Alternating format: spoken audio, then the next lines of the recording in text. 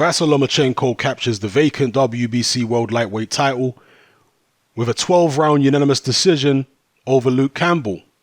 The judges' scorecards were 119 to 108 twice and 118 to 109. Those scorecards do not tell the full story of the fight. In fact, for my money, those scorecards were way too wide, because although Vasyl Lomachenko was the definite winner here, there's no controversy in terms of the right man winning. Certainly won by a decent margin, but nowhere near as wide as the judges' scorecards have got it. Because this was actually one of Vasyl Lomachenko's very toughest fights, and I'm sure even he himself will be saying so in the coming days. Luke Campbell boxed out of his skin. I mean, he went above and beyond, and he brought a level of performance out of himself which shocked a lot of people. It certainly shocked me. It certainly shocked Tim Bradley and Andre Ward on the ESPN commentary team. And he really did himself proud, even in defeat. The first half of the fight in particular, Luke Campbell did some tremendous work.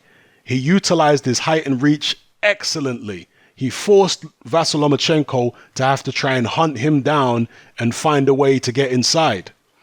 And I did talk about that in my preview. I said that if Luke Campbell is going to give himself the best chance of winning this fight, he has to utilize his height and reach. Try and get Lomachenko frustrated on the outside. And he did a pretty good job in the first half of the fight. He was highly competitive with Lomachenko, forcing him to try and move his head to get inside and landing good counters on Lomachenko on the way in. Yeah, and it wasn't just on the back foot stuff from Campbell either. He did edge forward at times and sling some big left hands over and right hooks.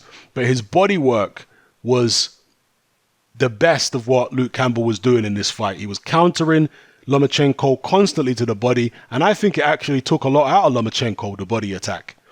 Because although Lomachenko did go through the gears the longer the fight progressed, he wasn't as high volume as we normally see him. Now, part of that is the fact that Campbell is a more difficult target to get to because he's so tall and rangy and he boxed a very good long-range fight. But also, I do think, as I say, those body shots were getting to Lomachenko and they took more steam out of him than we're used to seeing him have taken out of him in a fight. So hats off to Luke Campbell for giving Lomachenko a great challenge. But ultimately, the longer the fight went on, the more clean shots Lomachenko was landing. The 7th round, I think, was a pivotal round. Luke Campbell appeared to hurt Lomachenko. I think it was with a good body shot. Again, a counter when Lomachenko was coming in. And then he went after him, but never really managed to capitalize. And then Lomachenko hurt Luke Campbell towards the end of that round.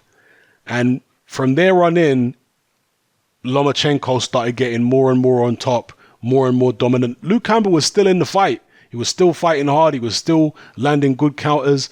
And he still believed that he could do it. You know, that's the thing. Luke Campbell didn't come into this fight with the mentality of trying to steal a decision or just try to be extra negative and not really go in there to win. No, he came not only to win, but he came in there to try and rip the world titles from Vasyl Lomachenko. And he tried, you know, right up until the very end to do exactly that.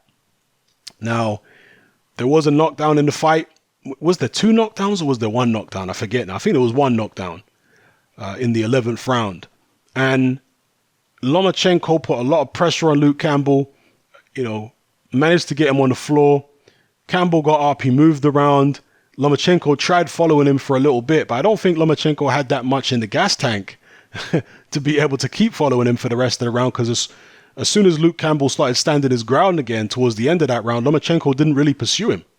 You know, so I think the body shots from Luke Campbell really did take a lot out of Lomachenko's gas tank in the fight.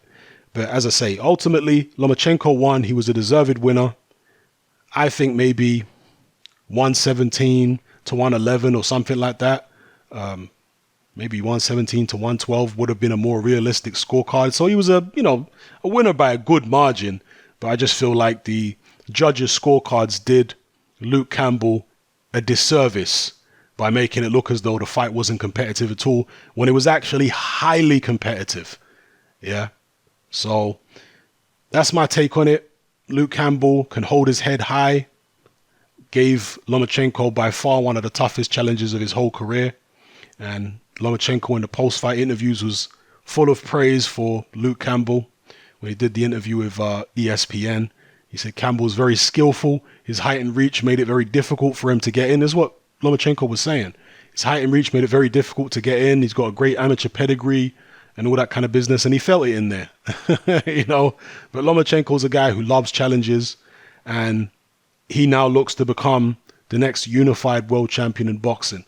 He's seen his stablemate, Alexander Usyk, do it, and now he wants to do it. He wants to make that history. So, yeah, hats off to Vasyl Lomachenko, because he showed the heart of a champion. He showed the fortitude that you need to have, because at the end of the day, he went into Luke Campbell's backyard. I know it wasn't exactly a partisan crowd, right? There was, even though this is in the UK and Luke Campbell's a British fighter, Lomachenko probably had even more support there than Luke Campbell did, you know, and that's from British fans too.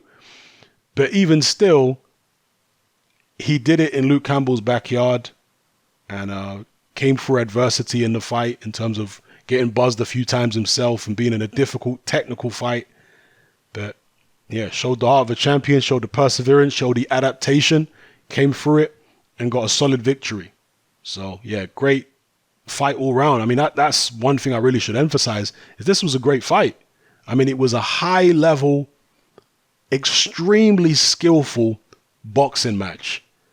That's what it was. I mean, you talk about fighters being well schooled. These two guys are well schooled. Do you know what I mean? They fought like two guys that are well schooled. Not many clinches in the fight.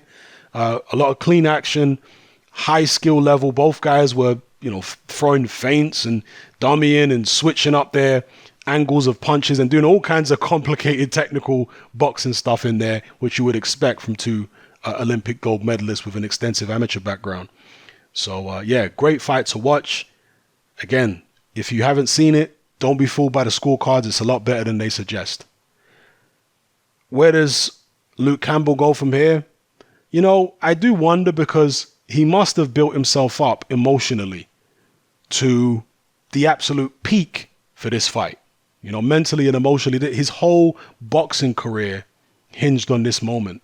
I wonder whether Luke Campbell can get up for a challenge in the future as much as he's got up for this challenge, because that's the best I've ever seen Luke Campbell box. You know, I didn't expect him to give Lomachenko that many problems. I thought he could make it awkward, and I thought he could go the distance if he boxes long, as I said in my preview, but I didn't think he would be that much of a problem for Lomachenko, you know. But can he deliver that kind of performance again in the future? Can he, you know, raise his game to that level again? We'll see.